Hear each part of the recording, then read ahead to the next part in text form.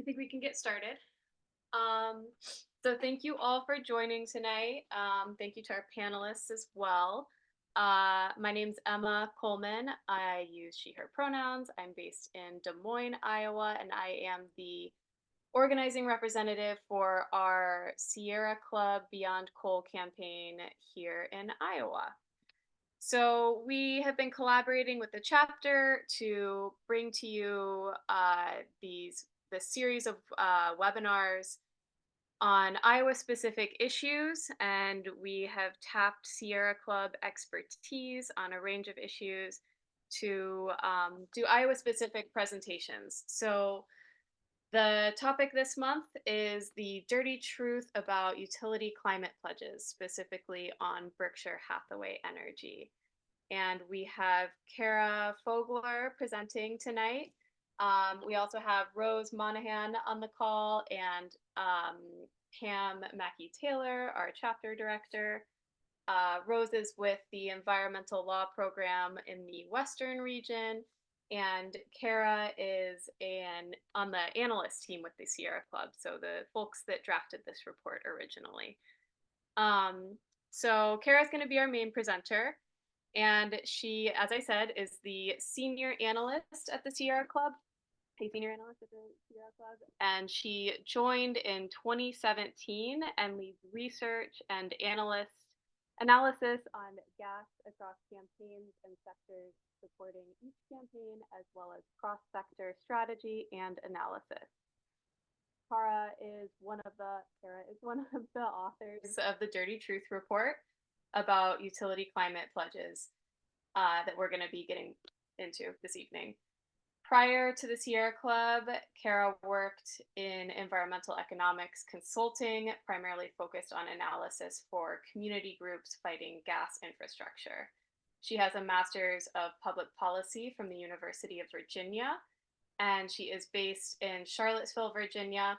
However, her dad grew up in Iowa, I believe on the eastern side of Iowa. Or wait, maybe it's south. You told me. Sort of right in the middle, north of Des Moines. Thank you.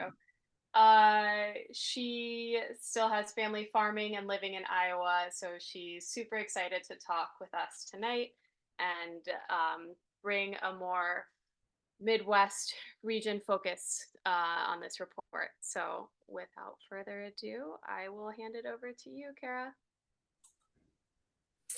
Thanks, Emma. Hey, everyone. Happy to be here to talk with you tonight. And I will dive right in with that introduction. So I'm going to talk to y'all about the dirty truth about utility climate pledges. This report came out in October 2023. That was our third iteration of the report, and this is now an annual report. So we will have a new one later this year, but this is the latest data we have right now. So as I said, we've been doing this report for 3 years, and we use this to track progress on clean energy plans looking towards 2030. President Biden has responded to public support for climate action and committed the US to achieving 100% clean electricity by 2035. He also has an important milestone of 80% clean electricity by 2030. This report focuses on urging utilities to improve their plans to meet that 80% clean goal by 2030. There are many reports out there that track progress towards some version of a clean energy future, but this one is unique because we really focused in on the 2030 timeline. What are utilities doing in the near term? And other reports also often focus on emissions trajectories or metrics that can be harder to understand. Our methodology focuses on things that we think broadly at Sierra Club members, supporters, and partners can clearly connect to and advocate for. So you can get details for your utility for 3 things. They need to build clean energy, they need to retire their coal plants, and they need to not build new gas plants. Very tangible things. Unfortunately, we've found a lack of progress so far. In the first report, utilities on average scored an F. In the following 2, they were getting a D, and we only saw a 9-point improvement from the first report to this third iteration. This is despite companies loving to say that they have a plan, they have climate commitments, and despite IRA being in place for a year now. So IRA is the Inflation Reduction Act, and this is really a once-in-a-lifetime set of incentives that are on the table now. We really want to see utilities capitalize on these incentives to build more clean energy.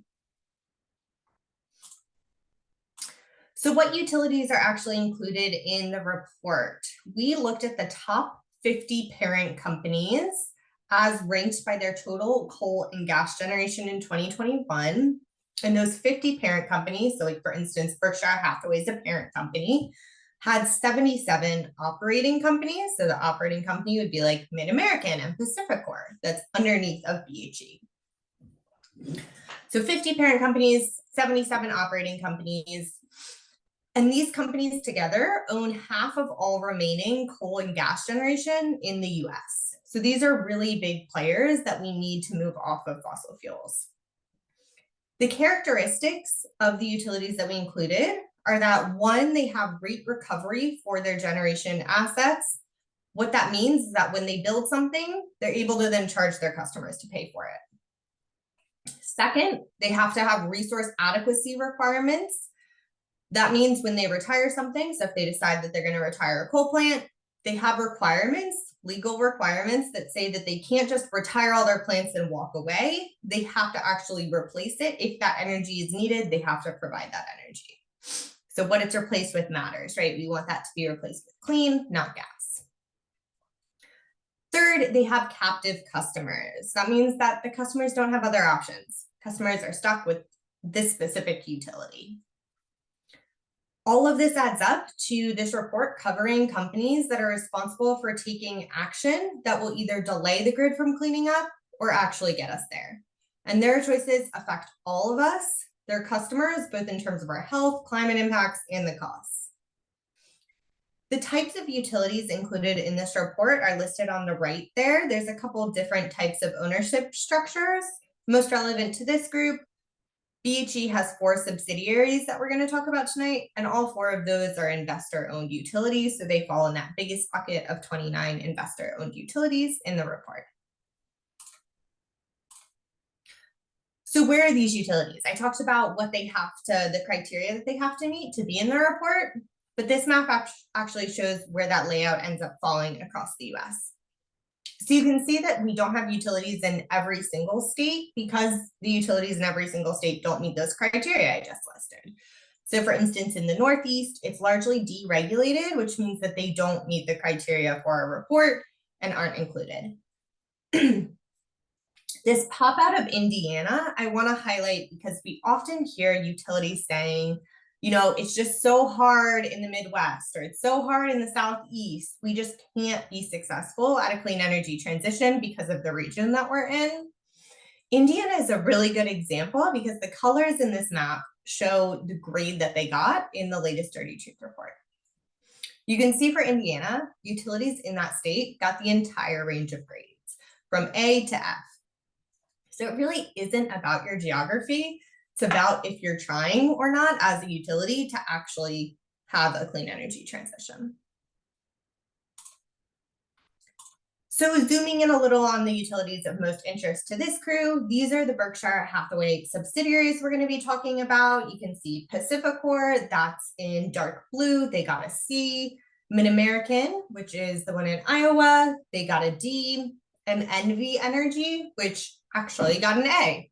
So similar to what I was just talking about in Indiana, the fact that Berkshire Hathaway's subsidiaries get these very different grades shows that it's not like, oh, with this parent company, you can't do well. You can do well as a Berkshire company, you just have to really commit to it. Looking at the parent company grades overall, you can see that BHE actually scores 11th out of all of our parent companies. This does not mean that BHE did a fantastic job. As you can see here, they're still getting a C. They are not scoring super high. It just means that in general, utilities are doing very poorly. So when compared to a bunch of laggards, BHE actually looks pretty good, but it is still not doing anywhere near what we need it to be doing at the parent company level.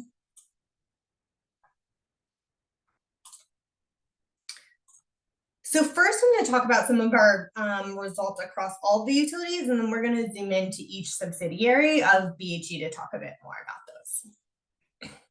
So across those three categories that I mentioned as the sort of pillars of the report, retire coal, build clean, don't build gas. Some results overall. For coal, the companies in the report have committed to retire only 35% of their coal by 2030. We need them to retire 100% of their coal by 2030. So they are a long way off. This is up 7% from last year. So we are seeing some improvement, but not enough and not fast enough. Skipping over to gas, the IRA also substantially reduces the cost of clean energy compared to new gas. So even before IRA incentives, new gas plants were a bad economic choice. But now that we have the IRA taken into account, if utilities actually utilize all the incentives in there, 99% of new gas plants are more expensive than building new clean energy instead. All that to say, we should see them choosing clean instead of gas. However, instead, we're seeing utilities plan to build 53 gigawatts of new gas capacity. That's even more than last year. This trend is not going in the right direction. We should see this going down, and instead we see it going up.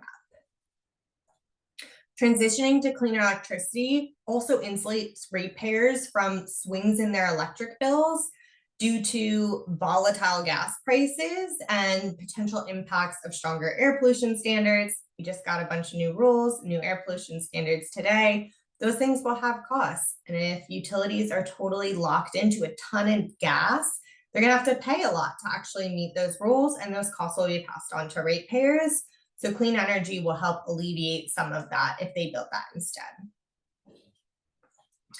On clean energy, across all the companies studied, there's about 154,000 megawatts of planned wind and solar additions. So this is a lot of addition. These would be capable of generating about 386 million megawatt hours of energy. This is great. This is a big number. Unfortunately, we need a really big number, so we need to see this go up even faster. This is a 15% increase over 2022. So again, it's going in the right direction, but we would need more than 3 times this amount to fully replace coal and gas energy with clean energy. So what we're looking for when we're counting up the clean build out is, could this utility retire their fossil energy and have enough clean to replace it? And so right now we only have 30% of that energy that could actually be replaced by clean energy if it were to retire.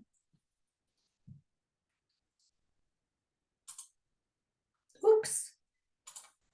Everything just closed out. Can you guys still see that? Emma, thumbs up. Wonderful. Yeah, okay. back now. Great. So going into the specific utilities. First, BHE overall. Overall, BHE gets a C for its plans through 2030. They have a plan to retire 35% of their coal, so that's right around average. They do have higher than average amounts of clean energy plans. So they have plans to build enough clean energy to replace 70% of their fossil generation. That's really good. What's confusing here is why they aren't actually retiring coal at a pace that matches what they're building out in clean, right? If you're building all this clean, you should be able to utilize that and leverage that to actually retire the dirty stuff. You don't get rid of pollution by just building clean. You get rid of pollution by retiring things. They are also planning quite a bit of gas. So we have 2,524 megawatts of new gas that all the BHE subsidiaries together are planning by 2030. We want to see that number be 0. We don't think that they should be planning any new gas. BHE's climate commitment is an aspirational net zero by 2050 pledge. A lot of those words maybe set off alarm bells for you. Aspirational means totally not enforceable. They just hope that they get there. We would love to see them make an actual commitment that is backed by something rather than just hoping. Hope is great, but usually doesn't actually get us there without other actions behind it. When we look at their score over time, they have improved significantly. So in 2021, they got an F, 2022, they got a D, 2023, they got a C. So they are improving, but again, they're still getting a C. And we're really closing down on the time that we have to keep making these improvements. So we'd love to see them make a big jump this next year. The improvement that you see here is because they did announce some new coal to retire since our first report. They planned a bunch more clean energy by 2030, but they're still planning a lot of new gas. So that has not helped their score. Okay, so now going into each of the subsidiaries, starting with MidAmerican. So this is the Iowa utility. MidAmerican gets a D. So MidAmerican is the lowest scoring out of BHE's subsidiaries. MidAmerican has plans to retire none of its coal by 2030, 0%. They are building enough clean energy to replace 69% of their fossil generation. Again, as I was talking about on the previous slide, the question here is if you're building all that clean, why are you not leveraging it to get your coal offline? That's what we would like to see them do, is don't just try to build, and keep everything, actually replace dirty with clean so that people don't have to keep suffering from that coal pollution. MidAmerican has no plans to build any gas by 2030, so that is good news. I will flag that they could still plan to build new gas, and this is something to definitely keep an eye out on. If they plan to retire coal, they might try to then plan some new gas to fill in behind it if they want to keep fossil generation in their portfolio. So something to keep our eyes on, that when they retire coal, they truly are doing it backfilled by the clean and not trying to build even more fossil behind it. MidAmerican has that same climate commitment as their parent company. They have an aspirational net zero by 2050 goal, which again is not worth a whole lot. One, because it's aspirational. Two, because it's by 2050, which is a very far time away. And we need goals for the nearer term to make sure we're actually making progress. Speaking of making progress, MidAmerican has made very little since our first report. They have gotten a D in every single report and are only incrementally increasing their score. This lack of change is due to them having no major new coal retirement plans, no planned gas in any reports, that didn't change, and no big new clean plans. So they do have a lot of clean planned, but they haven't actually been ratcheting that up lately. They've sort of kept it the same as they did 3 years ago. Okay, moving on to PacifiCorp. So this covers some of the sort of northwestern states, if you can remember it, that navy blue on the map that we saw at the beginning. PacifiCorp is scoring a little bit better than MidAmerican, but still not good. It's getting a C. It has plans to retire 46% of its coal by 2030. So getting up towards half, but again, our goal is 100%. So we're not even halfway there. They have enough clean energy on the books to replace 74% of their fossil generation. Again, you'll see this as a trend across a lot of the BHE utilities. They are building a lot of clean, but they are not using that to get an equal reduction in their fossil generation. PacifiCorp is also planning 2,084 megawatts of new gas. So this is the utility in BHE's profile that is planning by far the most new gas. If you'll remember, overall, BHE is planning about 2,500 megawatts. So about 2,000 of that is coming from PacifiCorp alone. So while they're planning to retire more of their coal, they're definitely trying to fill in behind it with gas, which is not what we want to see. PacifiCorp is made up of Pacific Power and Rocky Mountain Power, and we're grouping those together also in the description that I'm giving here. Their climate commitment is actually different than BHE as a parent company. So they have a climate commitment for a 78% CO2 reduction by 2030 and a 90% reduction by 2035 from 2005 levels. That's a pretty good commitment, and we would love to see them actually hit that. Without retiring more of their coal, it's going to be pretty hard. Their score has increased over time from an F to a D to a C. They've done this by planning to retire more coal and by planning more clean energy. Their gas plans have been dinging them the whole time as bad news. Yeah, Emma. Yeah, really quick before we move away from PacifiCorp, we had two great questions. And I forgot to say at the beginning, I threw it in the chat, but if folks have questions, please feel free to submit them in the Q&A and we can kind of answer them as we go. We will have more time for Q&A at the end. So specifically on PacifiCorp, we had one question that says, PacifiCorp recently announced that it will not be retiring its coal plants in Utah, and it has canceled its RFPs for clean energy. How does this impact the latest grade?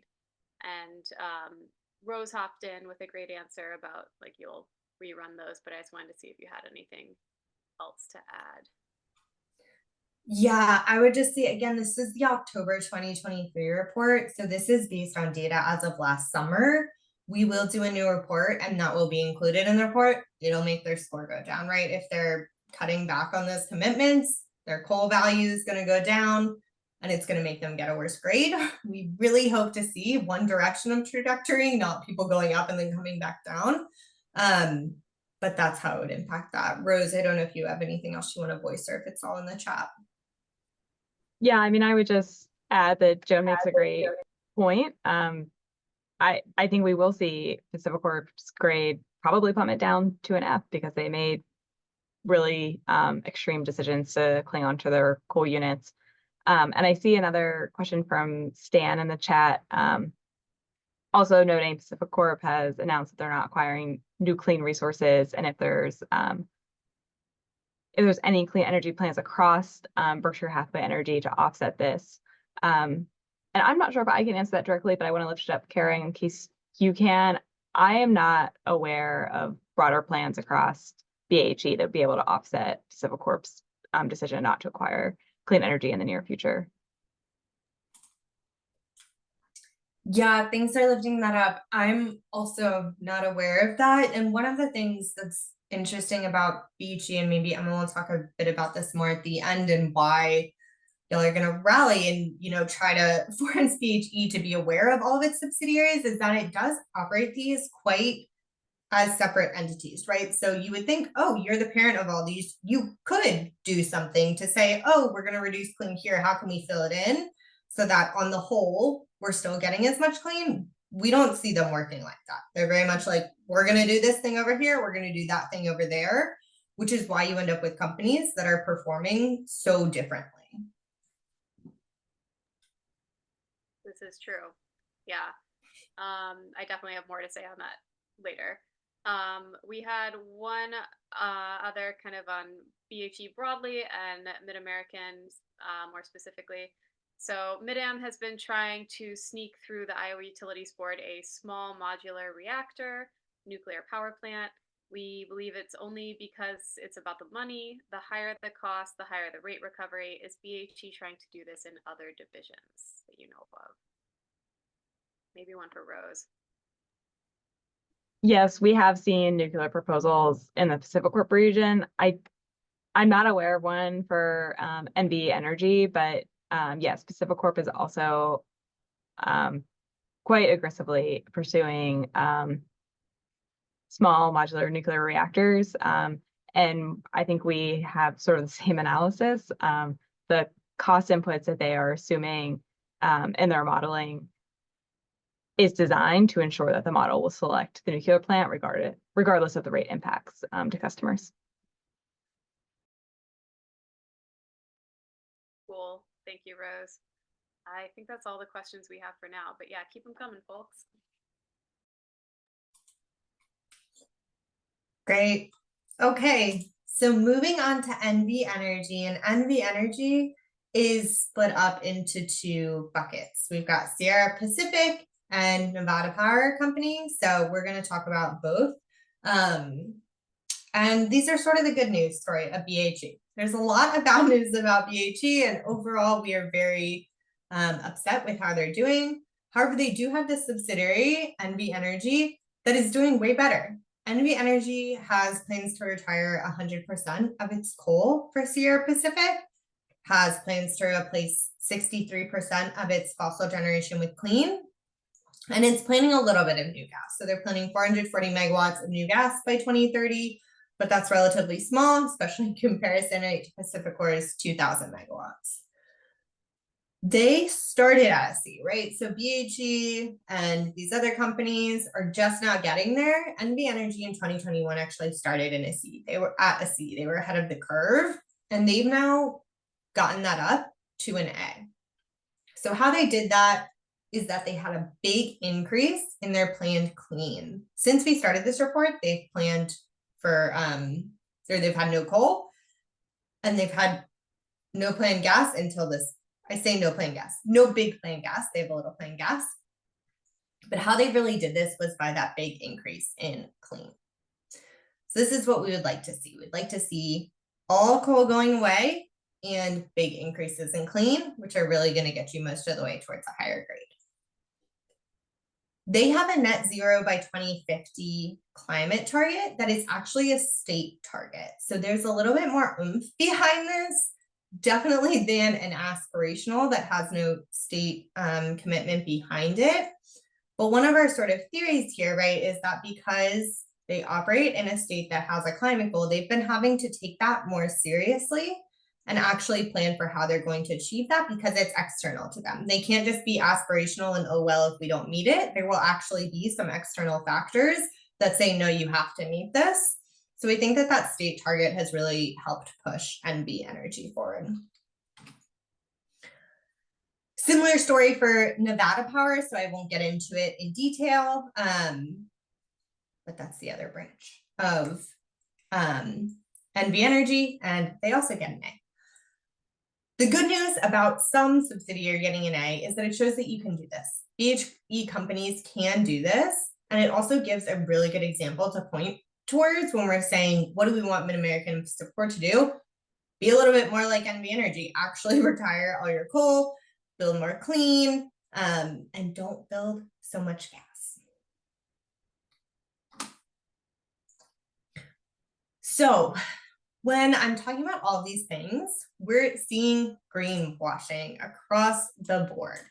This report really highlights that many of these companies are in fact greenwashing. BHE, with its aspirational net zero by 2050, falls into that sort of light blue category on this picture of the 42 companies that have some sort of climate goal, but not anything very strong. What we want to see is companies having an 80% clean energy goal or better by 2030. That is what's aligned with climate science and what we really want to see companies committing to. While we don't think that committing to a climate goal alone actually gets you anywhere, that's why we're looking at their actions, right? We want to see what people are actually doing. What we have seen is that if we compare the best climate commitments, so companies that have an 80% clean by 2030 goal, with companies that have no commitment at all, the scores are vastly different. So companies that have no commitment at all end up with an aggregate score of 0. So that's way below the average. Companies that actually have the goal that we're looking for, 80% clean by 2030, end up with an aggregate score of 48. So still not wonderful, but better than the aggregate overall. And so we really do think that having those climate goals can be a nudge in the right direction. And so we would still like to see companies make those commitments. In our report, we also established some criteria that we say are needed for a utility to have a meaningful climate goal. In order for that to happen, we say it has to apply to all subsidiaries. So if BHE sets a climate goal, they should say, okay, every subsidiary has to make this, right? We would like to see BHE actually lead all of their subsidiaries in this and say, here is an 80% clean by 2030 goal. Everyone under us now has to meet that goal. Should also include regular interim targets, not just long-term 2050 goals. So these net zero by 2050, that's very far out. It's very hard to track if you're actually on track to get that. So we really like to see goals that have those interim targets in 2030, maybe even earlier. We also think companies need to provide regular updates and a comprehensive plan for how the target will be achieved. And all of this has to be backed by concrete commitments in their action plans, in their integrated resource plans, if that's how they do their planning.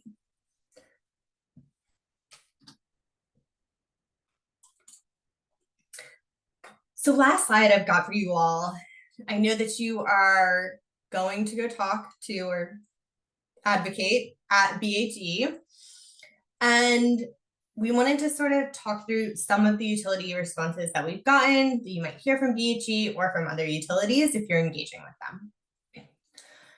So the three most common responses that we've gotten from utilities to this report are, first, that we hear, well, we did all of this stuff in the past, right? We already retired that one coal plant, or we already built that one solar farm. Like, what else do you want from us? Why aren't we getting credit for all those things in the past? And this utility is really, this report is really forward-looking. So while we applaud utilities, if you did retire a coal plant in 2010, excellent. If you did build some clean energy in 2015, excellent. We're really looking at what you need to do from here forward in this really critical time that we have right now in order to avoid climate catastrophe. We need to see actions now, so we're really forward-looking with this report. We have also heard a lot of utilities say, well, Sierra Club doesn't think about reliability and cost. If they did, they wouldn't be asking us to do these things. Edison Electric Institute, which is a utility group that is a trade group for a lot of the different utilities, is one of the groups that made this claim. We absolutely consider reliability and cost. There have been a wealth of studies since the first publication of this report that show that a clean electric grid can maintain both affordability and reliability. These studies only continue to multiply.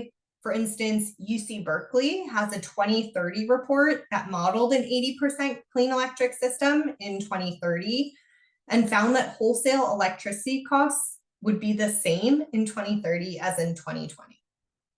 This study was very detailed in its assessment, and it tested the grid in every hour of multiple weather years using a specific modeling software that is for checking on reliability constraints. A meta-analysis that looked at 11 different clean energy models affirmed that achieving an 80% clean electricity grid by 2030 is feasible, affordable, and would maintain a reliable electricity grid. So we really have mounting research showing that this is possible. We do not have to hopefully defend that every time that we talk about this, but often we do, and luckily we have a lot of studies on our side. The last major complaint that we heard was that we were being arbitrary. Why did we pick 2030? That's arbitrary. We don't understand how these timelines work. The 2030 timeline that we picked for a coal-free electricity grid is driven by climate science and economics. It is not arbitrary at all. An analysis of global and regional coal phase-out requirements based on the Paris Agreement and the IPCC's 1.5C report found that developed countries like the US have to end their coal use entirely by 2030. This finding was recently echoed by the United Nations Secretary General, and Princeton's Net Zero Energy America study, which was another study of how do we get to net zero, also found that across 5 cost-minimized energy supply pathways, coal use is essentially eliminated completely by 2030. So these are some of the studies that show that this is a very reasonable deadline to use, and that we picked it based on actual science, not just out of thin air. So that is all I have, and I will pass it back to Emma. Yeah, I want to pause really quick in case there are any really pointed questions at Cara, and it looks like there's one about how the grades. Okay, so does the report look at the legislative context in the different BH states and impacts that the disparate state legal/regulatory realities have on the extent to which fossil fuels or clean energy resources are prioritized? Yeah, so this report is not getting into that level of detail on exactly why each thing might be happening. So we really leave it to state teams, right, to give them this resource and then to allow state teams to say, hey, we want to talk about XYZ that we think is causing this. So details on that are not in the report, but I think all those are really good points for explaining why you might be seeing some of these outcomes. Yeah, it's really crazy to me to, look at Nevada's score and, hear about their state's goals. Like, how cool would it be to live in a state with like any environmental aspirations in the state house? Sounds cool. Um, okay. Any other questions right away before I go into more ways folks can like take action? I know we had some questions about verbally asking questions. I think I can unmute individuals if somebody wanted to like speak their question.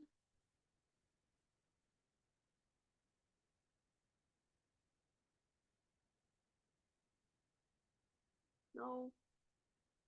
Okay, well, we'll pause for questions again towards the end. Which, yeah. Okay, cool. So thank you again, Cara and Rose, for the great presentation and fielding questions. We're not done yet. Please don't leave. Uh, I wanted to, anytime we, give you information like this, we want to also tell you ways you can take action. And we happen to have a pretty big opportunity coming up, as we've alluded to, or you've probably already heard of. So Berkshire Hathaway Energy is owned by Berkshire Hathaway.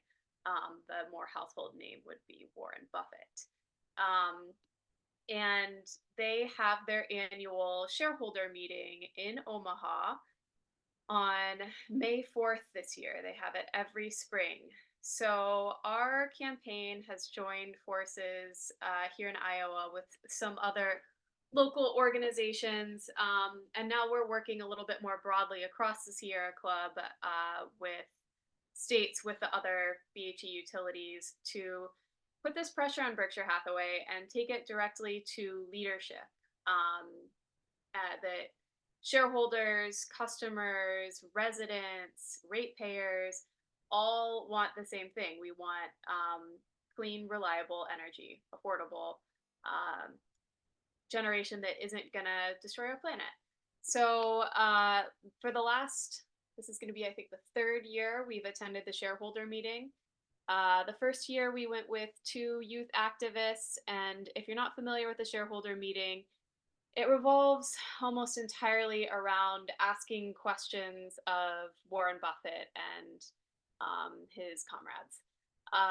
It has been described as Disney World for capitalists.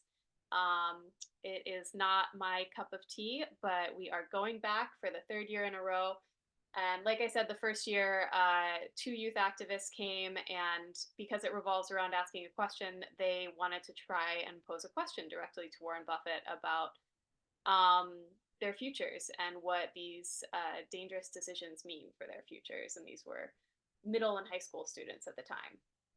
They actually got drawn to ask a question, but Warren Buffett himself had committed to answering maybe 60 questions throughout the day, and I think he only answered about 12 that shareholder meeting. So they didn't stop there.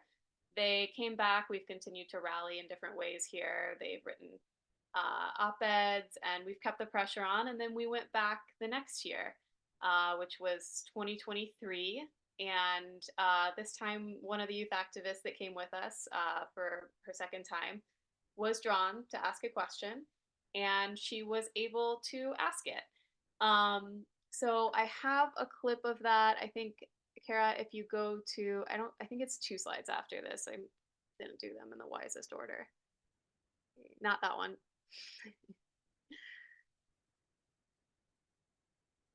Oh no, is it not going to play?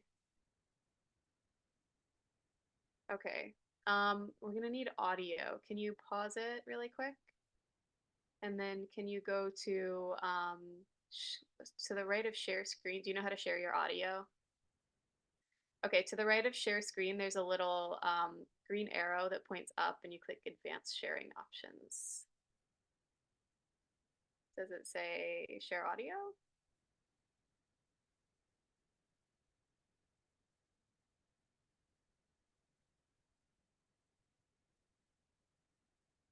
Love Zoom.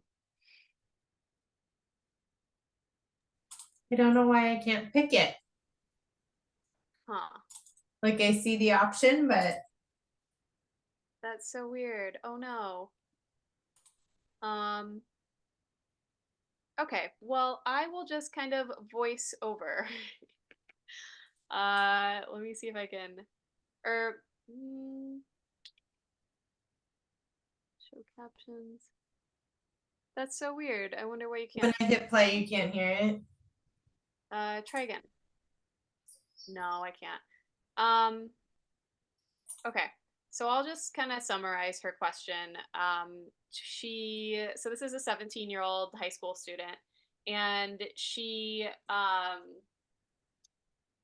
sat and listened to all these other questions, which some of them did touch on climate, and kind of incorporated and updated those to ask a very like pointed, direct question about, okay, so MidAmerican and Berkshire are y'all are so good at renewables, and now we have the Inflation Reduction Act had just been passed a couple weeks prior, I think. And she was like, so now we have the Inflation Reduction Act too. Basically, like, what's the holdup? But she said it very, I don't know, not harassing them in a way. It was very eloquent, and it was a very thoughtful question. And Warren Buffett's response was anything but that. He essentially gave an elevator spiel about how I think the title of this is, yeah, we'd put Berkshire's energy record up against any utility in the United States. So he talks about how MidAmerican is so good at renewables, and that it's farmers' fault, that it's people in the rural communities' fault, which is really crazy for him to say. He was like, it's NIMBY's fault. It's the people that are like not in my backyard. So it was a weird response from him, but kind of expected, I guess. And then his right-hand man, Charlie Munger, essentially goes on to deny climate change to this 17-year-old. And Charlie Munger at the time was 99 years old. And quite frankly, he really didn't have to worry about climate change. He did pass away like less than 6 months later. So yeah, it was really disappointing to hear these two elders just kind of belittle this 17-year-old who's one of the smartest kids I've ever met. Might be on this webinar right now. But yeah, so this was last year. We did this inside. It's pretty much luck of the draw, but we were really excited to get to speak our question into the room. And then meanwhile, outside, we had another arm of this. If you could go back to the slide prior, please. So during the lunch hour, where they take a break from question asking, some people venture out into Omaha, some just stay inside and shop. We had this rally. You can go ahead and play it. I'm actually really relieved I don't have to hear my voice in a megaphone. So we held this rally outside, and people came from all corners of Iowa. Actually, a group came from Fairfield, Iowa, from Sioux City. We had a whole charter bus from Des Moines come in, and then folks from the Omaha area. So we had this really great rally with a very clear, direct message during the lunch hour, and we plan to do that again this year. So I will share these links to these videos in the chat, and also in an email follow-up. But yeah, it was a really beautiful rally, and we had people walking by join us. That was cool. Our purpose was to not only get, media coverage and try and get the attention of the leadership, but also the shareholders, many of whom have submitted climate-related resolutions of their own. So, if you can go to the next slide, please. Or I guess, yeah, one more. So, like I said, we're doing this again. It's in Omaha on May 4th. You've probably gotten a couple emails or communications from me. If you haven't, I'm glad you're hearing it now.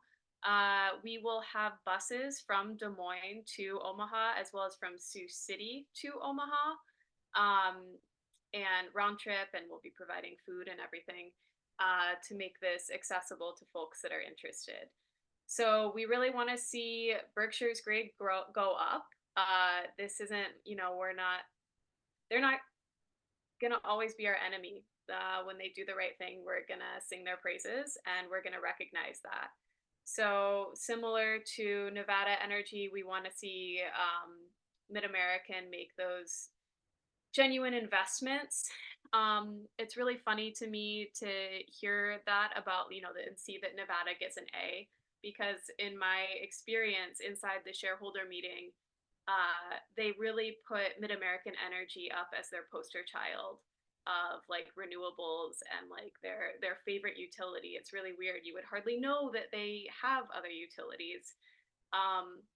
So it's really interesting to me to see that Nevada gets an A in our book versus MidAmerican gets an A in their book. And I think that contrast, yeah, is interesting.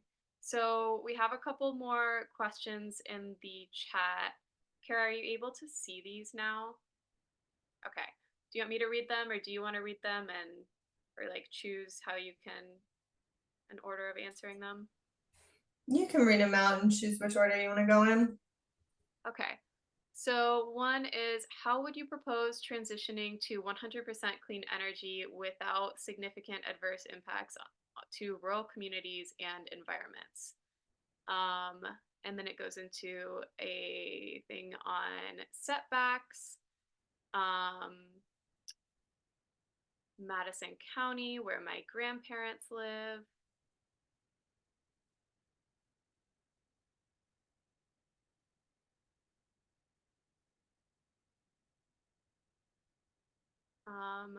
Serving as PJM's energy generator. So yeah, this is basically about siting issues with renewable energy.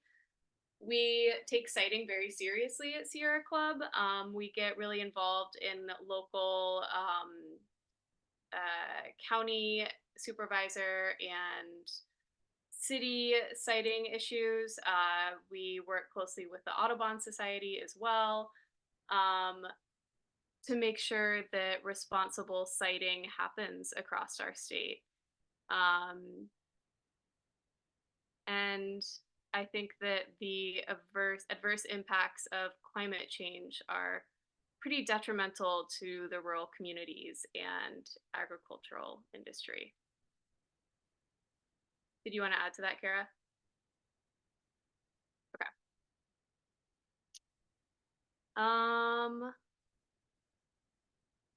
We had a question about a nuclear plant in Omaha. There's MidAmerican's biggest coal plant is over in Omaha, the Walter Scott Jr. generating station. So not nuclear over there.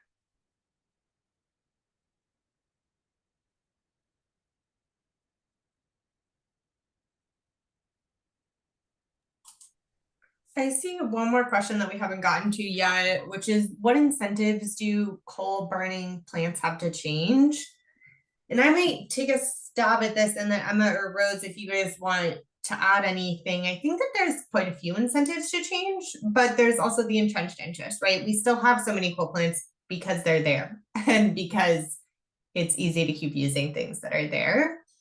I would say the incentives to change, first, are cost. It is actually lower cost to build and operate clean energy than to continue operating many of the coal plants that are still operating today.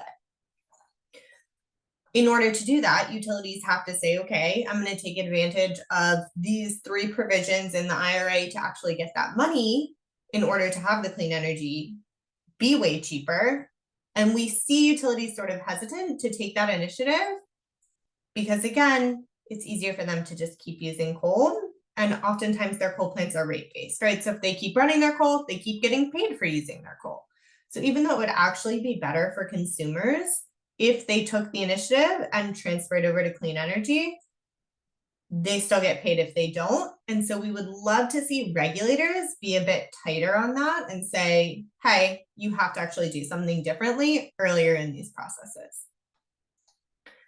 That being said, when coal plants have to make big investments, that's often when regulators can come in and more often do come in and say, okay, why are you making this incentive? Or why are you making this investment, et cetera? So for instance, new rules just came out today that will require coal plants with various specifications to install new pollution controls. When you install a new pollution control, that costs money. So when they go to do that, many of these coal plants will go in front of their regulators and say, we're going to install this pollution control, and we want to rate base it, meaning we want all of our customers to pay us back for the expense on it.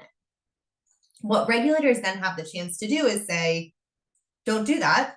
It would be cheaper to not do that, retire the coal plant and build and use some clean energy.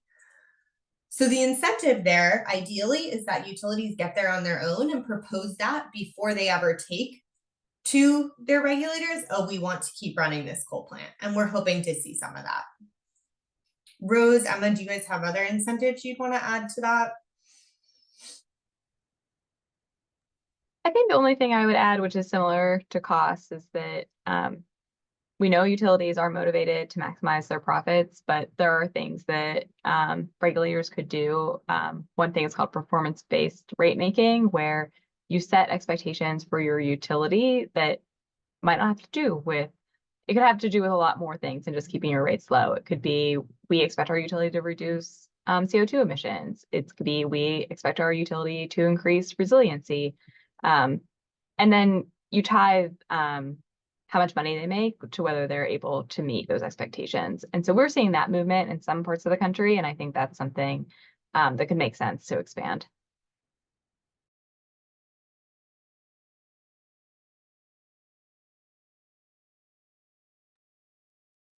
Cool. Thank you both. I was just putting some of the videos in the chat for folks to follow up and watch. Okay, cool. Were there, oh, if you could go to the next slide too, please. Thank you. Cool. So any final questions for Rose or Cara? There's one more in the chat, Emma, that actually might be best for you. It says, I thought MidAmerican was planning on retiring one of the 2 coal plants south of Sioux City within the next couple of years. Oh, I had totally missed that. Thank you. They don't have any plans that they have announced publicly. They vaguely said, like, yes, those coal plants are going to close.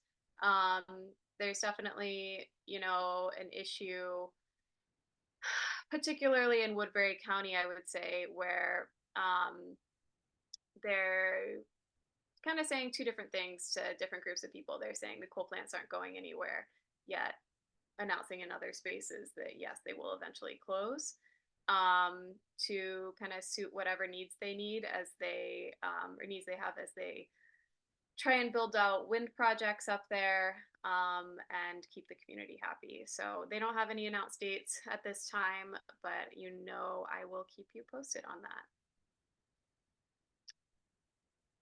I see another pop up. Oh yes, OPPD. Okay, cool. So the QR code on your screen is a link to RSVP to the Omaha rally, or the rally in Omaha at the shareholder meeting. Like I said, there will be buses from Des Moines and Sioux City. So if you're interested, please go ahead and scan that. If you're not familiar with the QR code, you can just like pull your camera up on your phone as though you're going to take a picture of that, and it should pull up a link for you to do that. If you don't want to do that, I will drop the link in the chat now as well. If I can get to the chat. One second.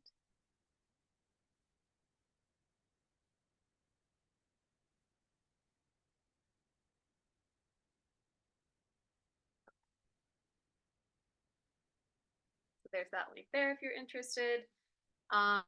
Any last thoughts, ideas from Cara or Rose, or last questions from folks?